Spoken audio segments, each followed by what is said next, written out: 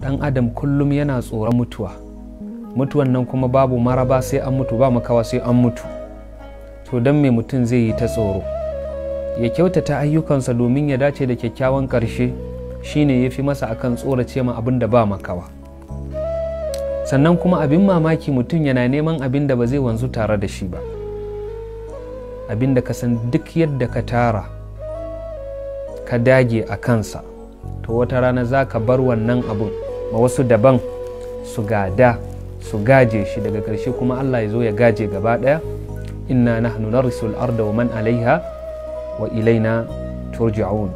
Allah shi zai gaje ƙasa, ya gaje duk abin da ke cikin ƙasa, duk halittu su koma zuwa ga Allah.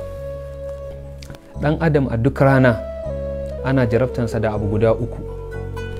Na farko, duk rana rayuwansa yana raguwa, amma za ka ga mutum baya damuwa akan rayuwansa da yake raguwa, amma idan kuɗinsa ya ragu ko ya yi asarar dukiya zai ɗaga hankalinsa ya shiga damuwa. Amma duk sakan in ya shige rayuwanka ƙarewa yake yi, kana kusanta da kabarinka amma baka damuwa. Jarrabawa na farko kenan. Rayuwanka yana ƙarewa amma baka damuwa. Damuwanka idan kuɗinka ya lalace ne ko ka yi asarar dukiyanka ko baka samu wani abu ba. Sannan jarrabawa na biyu, kullum mutum yana cin arzikin Allah amma baya hisabi makansa akan wannan arzikin. Idan halal ka ci za a maka hisabi a kai, sun malatus alumna yau ma izin anin na'im, ko ruwan sanyi mai daɗi ka sha sai an tambaye ka a kai. Idan haram ka ci za a maka azaba akan wannan, amma baka damuwa. Halalu ha hisabun wa haramu ha iqabun wa mutashabihatu ha itabun wa balwa. In ka ci halal za a ma hisabi a kai, in ka ci haram za a maka ukuba a kai, idan mutashabihi ne akwai itabi a kai. Sannan jarrabawa na uku,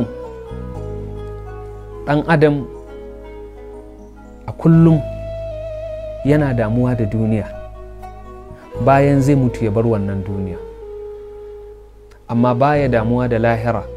Bayan lahiran nan zai koma kuma nan zai je ya dawwama. To kaga asara ya kai asara, mutum ya zama ya zaɓi abin da zai ƙare akan abin da zai dawwama, ya zaɓi abin da kaskancacce ne akan abin da shine maɗaukaki, ya zaɓi rayuwa na kusa-kusa akan rayuwan da bai ƙarewa. Saboda haka akwai abubuwan da ya kamata mu azantu a cikinsu dangane da rayuwa, kar mu ɗaga hankalinmu akan wani abu na duniya. Idan muka saka tunaninmu akan al'amuran duniya za mu ga abu ne mai sauƙi, kwanakin ba su da yawa, za su zo su shuɗe su ƙare, kowa ma ya je ya tarar da abin da ya aikata. Ƙaddara